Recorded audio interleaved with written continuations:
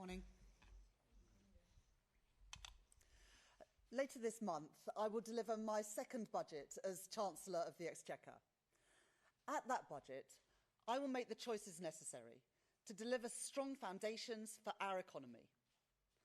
My budget, led by this government's values of fairness and opportunity, and focused entirely on the priorities of the British people: protecting our NHS, reducing our national debt, and improving the cost of living. There is a lot of speculation about the choices that I will make. I understand that. These are important choices that will shape the future of our country for years to come.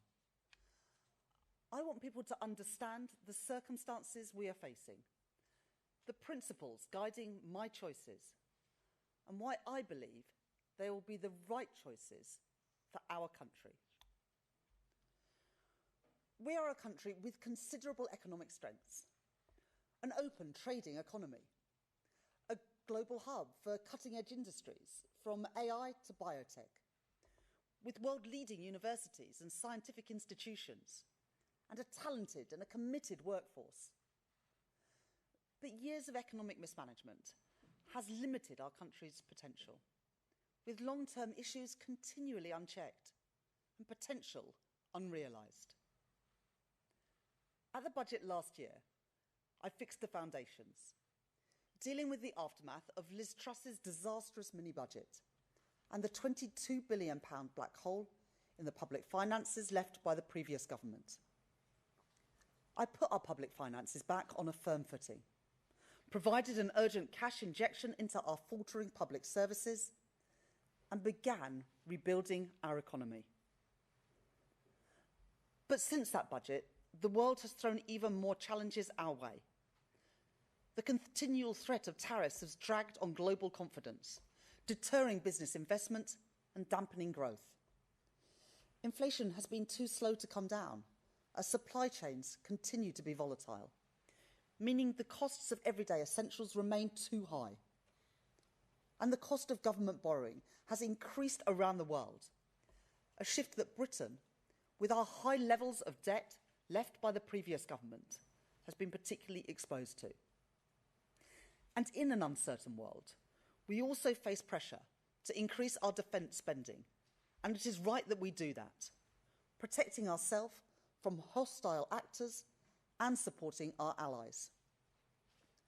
And there are other pressures on the public finances.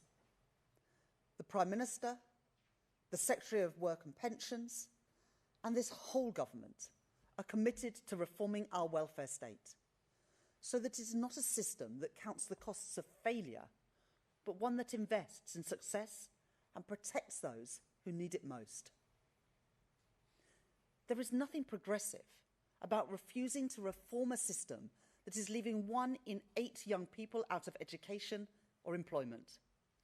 So we have begun the job of creating a system that protects people who cannot work and empowers those who can. And there are longer-term challenges too. That feeling, shared by millions of people across the country, that the economy isn't working as it should. Alongside the budget this month, the Office of Budget Responsibility, the UK's public finance watchdog, will set out the conclusions of their review of the supply side of the UK economy. I will not preempt those conclusions, but it is already clear that the productivity performance that we inherited from the last government is weaker than previously thought. A less productive economy is one that produces less output per hour worked. That has consequences for working people, for their jobs, and for their wages. And it has consequences for the public finances too, in lower tax receipts. It's not a question of how hard people work.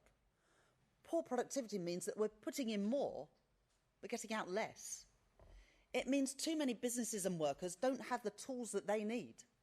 Trains that run on time, broadband that's fast and reliable, access to new technologies, or proper training so people have the right skills for the job.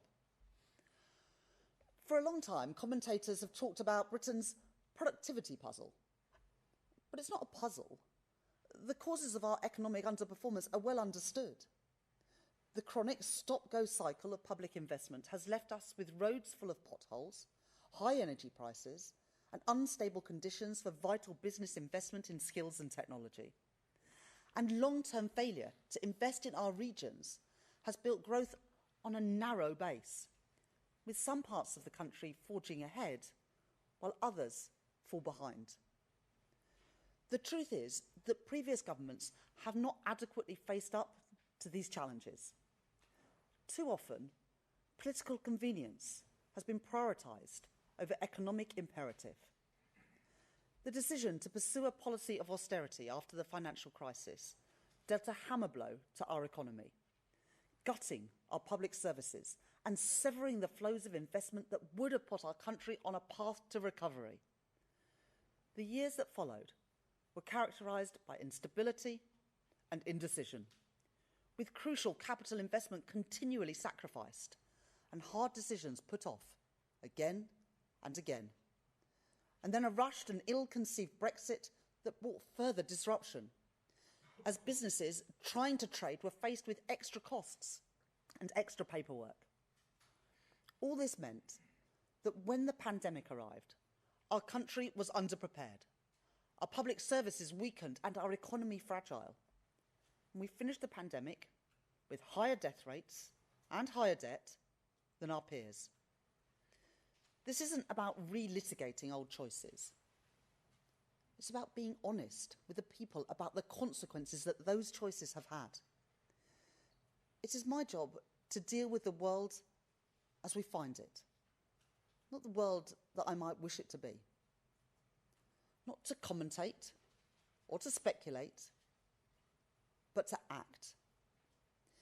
In my May's lecture last year, I set out our plan for solving our productivity problem through a programme of stability, investment and reform. And when I became Chancellor, I began to put that plan into action, stabilising our public finances, making the tax and spending decisions to get debt down and to fund our public services sustainably, changing the fiscal rules to increase public investment by £120 billion over the course of this Parliament, and crowding in private investment too, for road and for rail, for housing and nuclear power, and reforming our economy, ripping up the planning rules so we can build housing and infrastructure right across the country, bringing the brightest and the best to our shores with a new visa regime, and signing trade deals with the EU, the US and India to help businesses export around the world. We've begun to see the results of those plans in falling interest rates and falling NHS waiting lists, in rising wages and rising investment. But I know that real progress takes time. Our growth was the fastest in the G7 in the first half of this year. I don't expect anyone to be satisfied with growth of 1%. I'm not, and I know that there is more to do.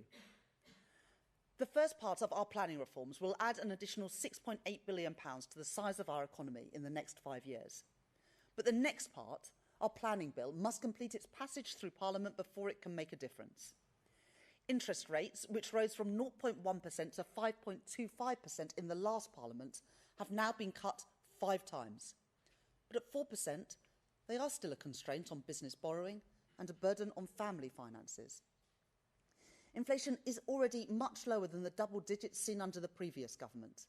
And the choices I make in this budget this month will be focused on getting inflation falling and creating the conditions for interest rate cuts to support economic growth and improve the cost of living. I understand the urge for easy answers. Politicians of recent years have become addicted to shelling out for short-term sticking plaster solutions rather than making long-term economic plans. They were irresponsible then. And those who continue to push for easy answers are irresponsible now. The UK's national debt now stands at £2.6 trillion, equivalent to 94% of GDP. Before the mini-budget, our borrowing costs were in the middle of the pack compared to other advanced economies. But now, we have the highest borrowing costs of any G7 country. Today, 1 in every £10 of taxpayers' money is spent on debt interest. Not paying that debt down, but just paying the interest to our creditors. At the budget last year, I changed the fiscal rules to strike a careful balance, to invest more in capital alongside a credible plan to grow our economy and bring debt down within this Parliament. That was the right decision to break the cycle of low productivity and low growth. But that additional investment can only be delivered because markets know my commitment to the fiscal rules is ironclad. Some people say that we should just sidestep those rules, that we can borrow more without consequence by simply reclassifying areas like defence or education. But no accounting trick can change the basic fact that government debt is sold on financial markets. There are limits on the price that banks, hedge funds and pension funds are willing to pay for our debt. And we are competing constantly with other countries also selling debt. The more that we try to sell, the more it will cost us. It is important that everyone, the public and politicians, understand that reality.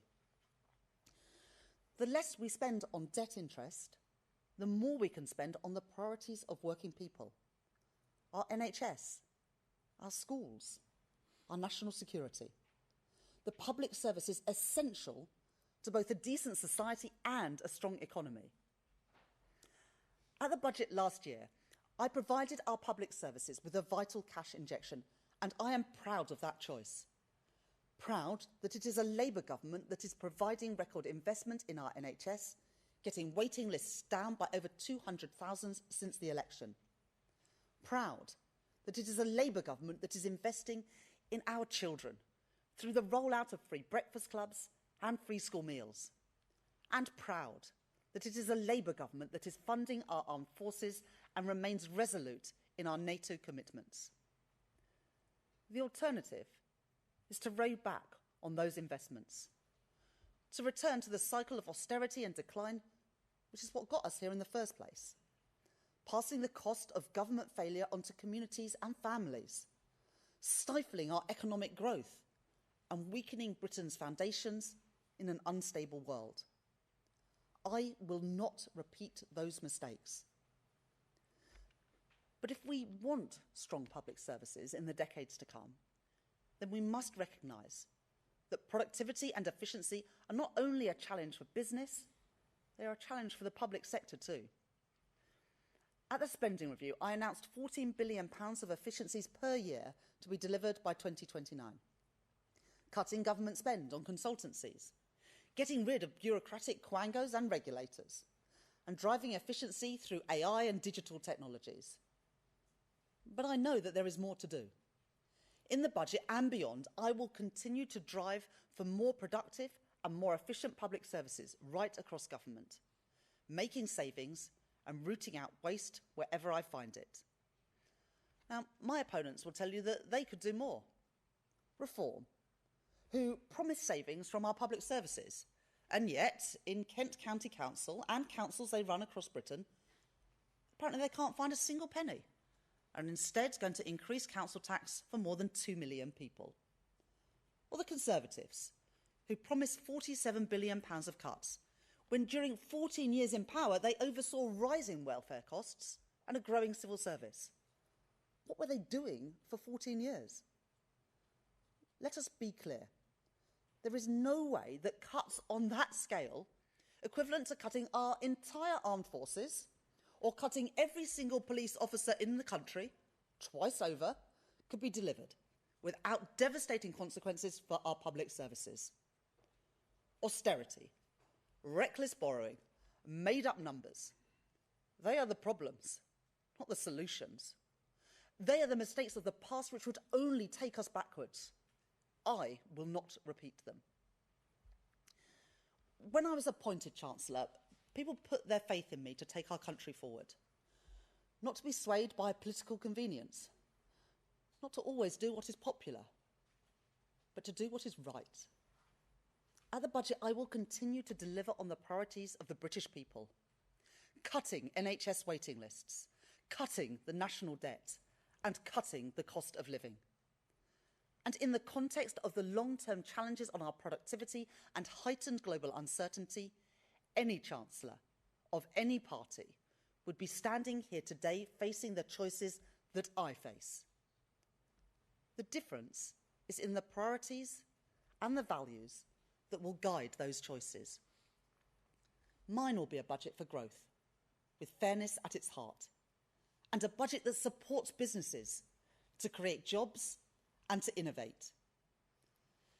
As I take my decisions on both tax and spend, I will do what is necessary to protect families from high inflation and interest rates, to protect our public services from a return to austerity, and to ensure that the economy that we hand down to future generations is secure, with debt under control. If we are to build the future of Britain together, we will all have to contribute to that effort. Each of us must do our bit for the security of our country and the brightness of its future. There is a reward for getting these decisions right. To build more resilient public finances with the headroom to withstand global turbulence. Giving business the confidence to invest and leaving government freer to act when the situation calls for it. To continue to invest in our infrastructure and our industry to build a stronger economy. And to get the cost of borrowing down, spending less on debt interest and more on schools and on our health service. The Office of Budget Responsibility will make their forecasts at the end of this month. But let's be clear about what forecasts are. They're not visions of the future. They are a look in the rearview mirror. The OBR rightly make their predictions based on the data that has gone before. But I do not believe that our past has to determine our future, or that a stuttering economy, poor productivity and falling living standards is somehow Britain's destiny. A brighter future is within our grasp. We were elected to break with the cycle of decline, and this government is determined to see that through. So we will go further and faster on planning, on the industrial strategy, on reforming regulation, all to deliver growth throughout our economy in all parts of our country. We will bear down on waiting lists, on the cost of living, and on the national debt, which compound these challenges. And when that requires hard choices, we will act, guided by the interests of working people. We were elected on a commitment to put country before party, the national interest before political calculation. And whatever challenges come our way, whatever challenges come my way, we will not be swayed from that. At the budget this year, I will continue to build the strong foundations to secure Britain's future, for a fairer Britain, a more prosperous Britain, a Britain with an economy that works for everyone.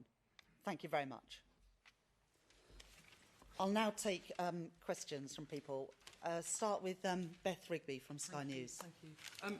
Chancellor, you made history in your last budget when you increased taxes by £40 billion in the biggest tax-raising budget in over a generation. You said at the time it was a once-in-a-parliament tax-raising budget, and you told me explicitly Labour would stick to our manifesto commitment not to increase taxes that working people pay. Today, do you still stand by both those promises? And if you can't, or if you won't, aren't you making a mockery of the voters that put their trust in you at the general election? Thank you. Thank you very much, Beth. I will set out the individual policies at the budget on the 26th of November. That's not what today is about. Today is about setting the context for that budget. And your viewers can see the challenges that we face, but the challenges that are on a global nature. And they can also see the challenges in the long-term performance of our economy. And the Office of Budget Responsibility will set all that out. They've done the review of the supply side of the economy. That looks at the past. they use the past to predict the future. And as Chancellor, I have to face the world as it is, not the world that I want it to be. And when challenges come our way, the only question is how to respond to them, not whether to respond or not. And as I respond at the budget on the 26th of November, my focus will be on getting NHS waiting lists down, getting the cost of living down, and also getting the national debt down. Robert Peston from ITV News. Chancellor, good to see you. You've just made the case, in effect, for raising taxes by tens of billions of pounds. The HMRC stats don't lie. If you do that, you will have to put up taxes for millions of people, including those you call working people, won't you? Well, today is not about individual choices. They will be set out in the usual way in the budget. But what I want people to understand as we go into that budget is the circumstances which we face, and that is circumstances of great opportunities for our country, for the reasons that I set out, but also big challenges. And as Chancellor, I could do what previous governments have done, which is to sweep those challenges under the carpet, to cut capital spending to make the numbers add up, but then we'd be back here in a year or in 5 years' time with productivity still on its knees, growth underperforming compared with our peers, and the national debt continued to rise. So I'm being honest with people that at the election I said that we would put the national interest first. People can see that things are changing, that the global circumstances are challenging, and I hope they will see at the budget on the 26th of November that the focus on getting the debt down, getting NHS waiting lists down, and getting the cost of living down, which continues to be people's number one concern, are the priorities that I will be focusing on. Neil MacDonald from Channel 4 News. Hello, Chancellor. Concerns about the OBR's assessment of productivity have been around for years and years and years. You must surely have known this problem was lurking out there. Does that mean that you should have been clearer with people at the time of the election that you might have to put up taxes to deal with that problem? Well, we did increase taxes last year at the budget to fill the £22 billion black hole in the public finances. Chancellor, of course, has to use the independent forecasts of the Office of Budget Responsibility, and we used those last year at the budget, at the spring statement, and at the spending review. But of course, it is their right to change those forecasts. But the most important thing is that we use those forecasts to underpin a budget or a spending review. And in fact, when a Chancellor decides not to do that, you go the way that Liz Truss and Kwasi Kwarteng did, where they wouldn't even allow the OBR to do a forecast. I have respect for independent economic institutions, whether that is an independent Bank of England or an independent Office of Budget Responsibility, and that's why I use their forecasts in the way that we should.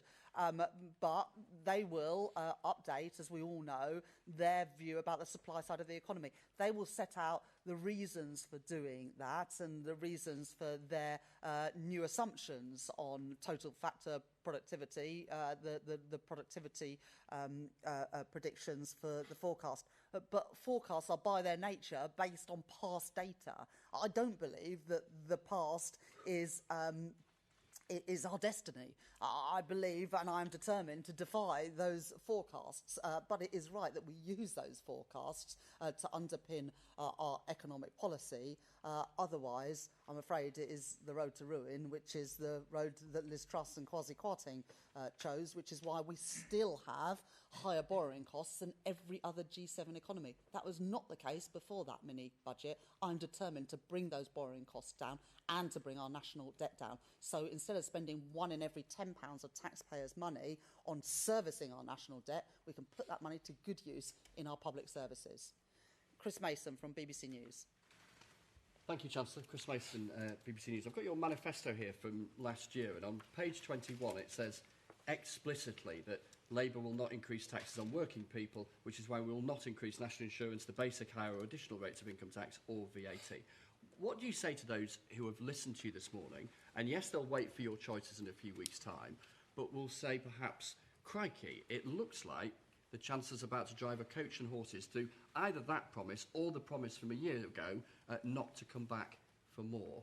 And if I may, on last week's news, how did you manage to make such a mess of applying for a rental licence on your home, having championed the very policy yourself, and then managed to give one account to the Prime Minister, only to come back and have to give another one? Thank you. So I will set out the specific policy choices on the 26th of November, and that's the right thing to do. And we're going through that process and the iterative process with the OBR at the moment, with the forecast and different policy measures. What I want people to understand, and I think it is the right thing and the courteous thing to do, to explain those challenges, but also the principles that will guide me in confronting them, and that's what today's speech is about. You know, there would be a different route through this, as I said in a previous answer. I could say, as I said to Robert, and what previous chancellors did, was, OK, we've got these challenges coming our way. The easy thing to do would be to cut investment in housing, to cut investment in energy security, to cut investment in our transport infrastructure. The reason we have such low productivity today, and the reason why the OBR are updating their forecasts, is because governments have done that for the last 14 years, and that's why we face so many of the challenges we face today. And I'm not going to be a chancellor like that. I am going to put the country first. I'm going to put the national interest first, so that chancellors in the future are not going to have to address the productivity puzzle. I don't think it's a puzzle, but the productivity problem that we face today. I'm going to take the long-term interests in our country's interest.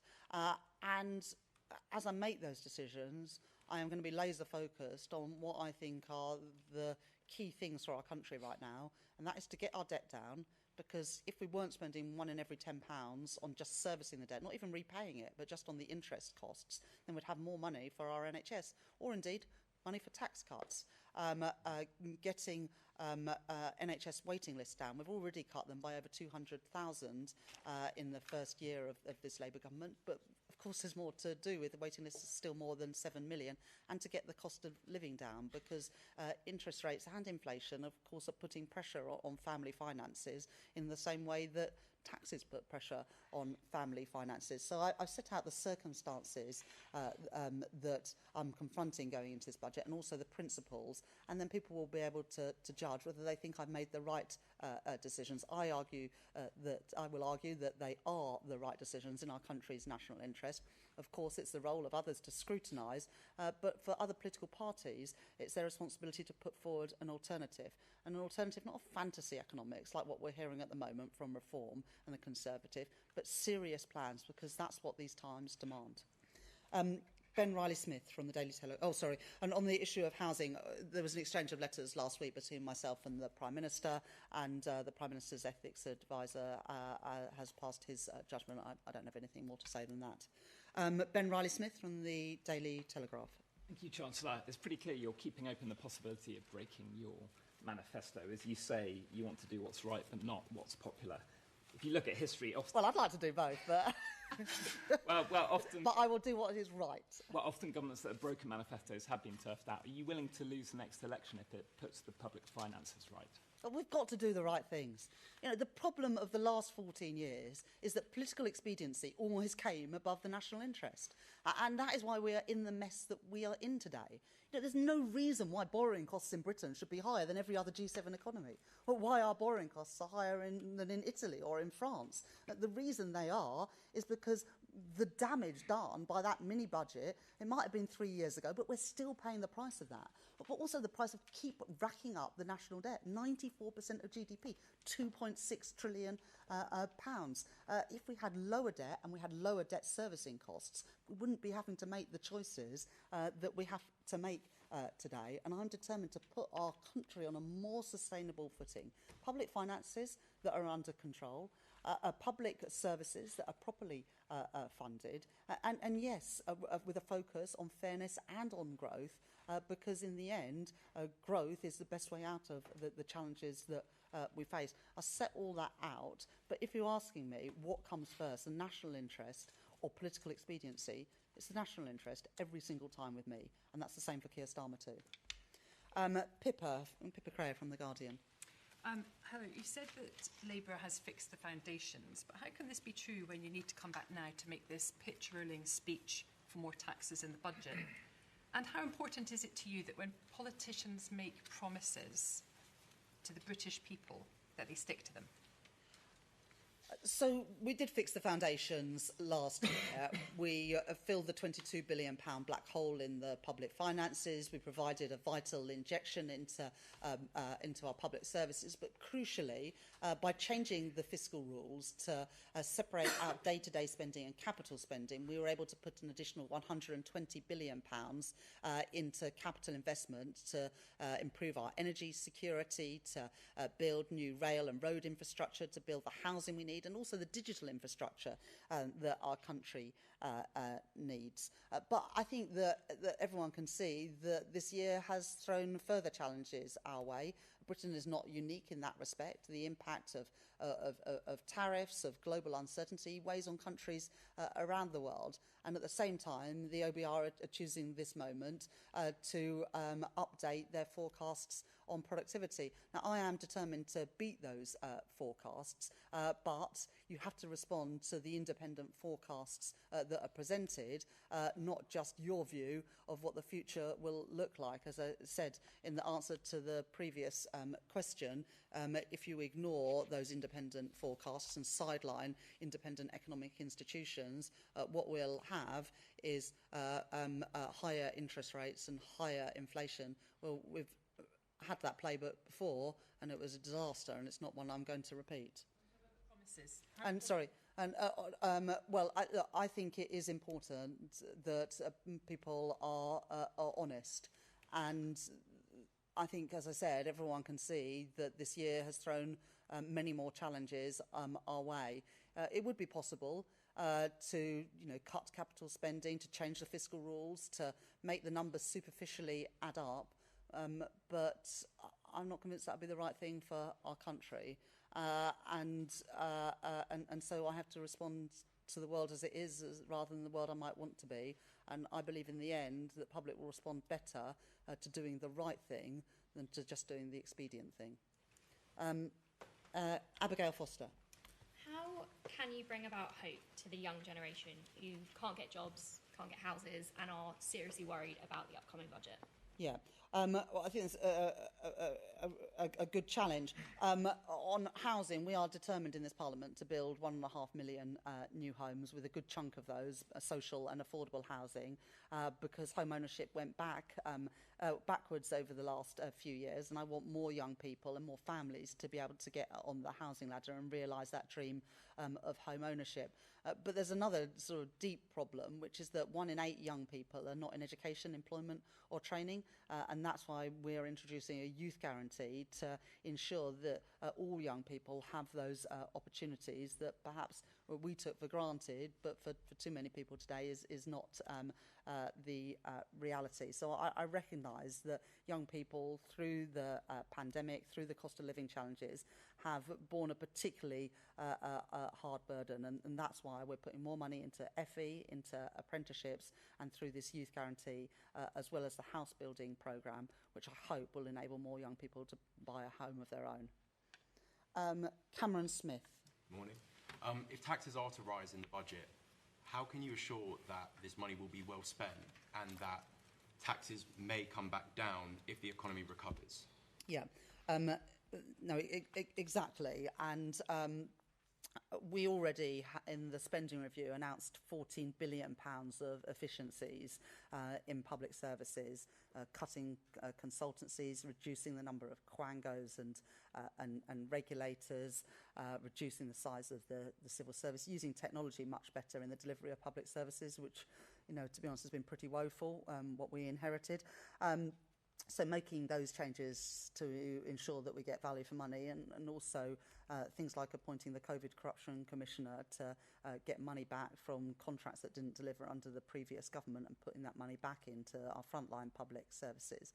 And the point you make about what we might be able to do in the future, the whole point of the decisions that I plan to make in the budget on the 26th of November is to make decisions in the future easier than the decisions that confront us today. By getting a grip of the national debt, for example, will open up opportunities either to put money into public services or to get taxes down in the future. The reason those opportunities don't present themselves now is that borrowing costs are too high and the national debt is too high. Those are issues that we inherited from the previous government, and they're ones that I plan to address in the budget later this month. Lewis Dennison from ITV Digital. Now then, Chancellor, there's, as you've mentioned a couple of times, there's 1 million young people out of work or education, and you want to cut the welfare bill. Nigel Farage has said anxiety shouldn't be an eligible condition for claiming benefits. Do you think anxiety should be an eligible condition for claiming benefits? Well, I think that it's in the end up to health practitioners to decide and to make those decisions.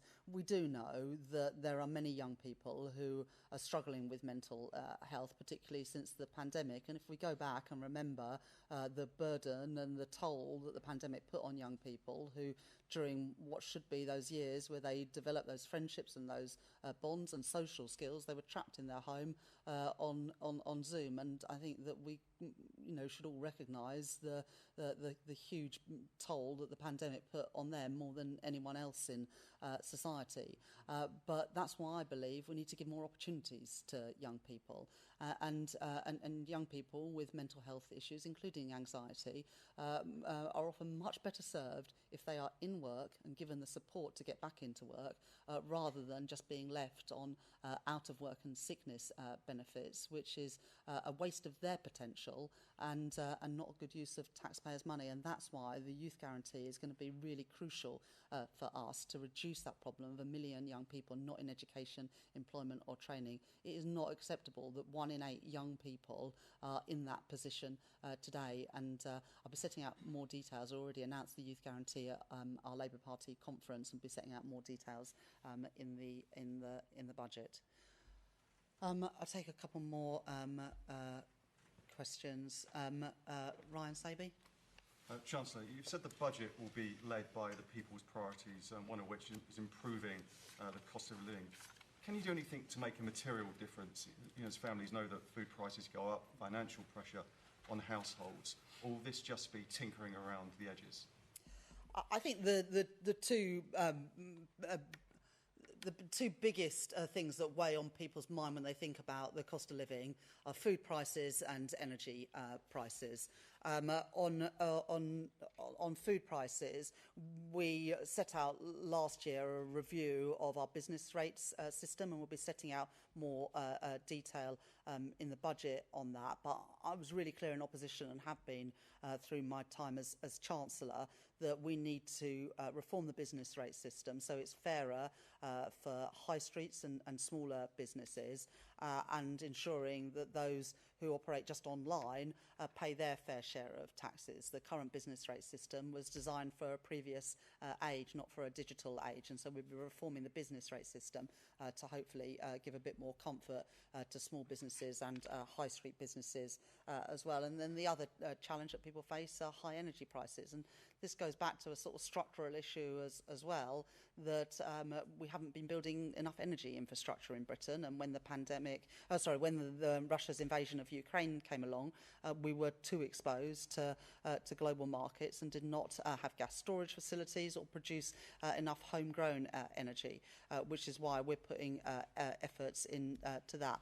But I do recognise that energy prices are still very high for people, and we want to ease that pressure on the cost of living. That's why I've set it as one of the 3 priorities for the budget: the cost of living, NHS waiting lists, and getting the national debt down.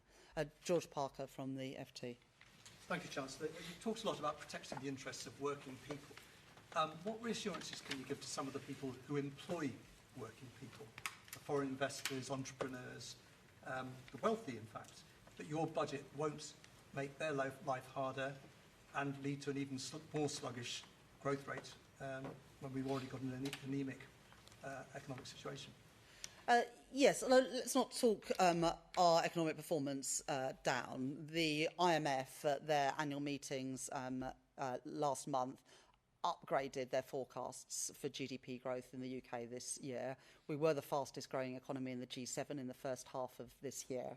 And the IMF forecast that we will be the second fastest growing economy in the G7 for this year as a whole. The FTSE is at an all-time high, has outperformed other stock markets this year. Retail sales surprised on the upside in the most recent numbers, and investment is a little bit stronger as well. But I absolutely recognise that to improve living standards for working people, we also need to have more good jobs paying decent wages, and so we'll seek to get that balance right in the budget next month. But I absolutely recognise the point.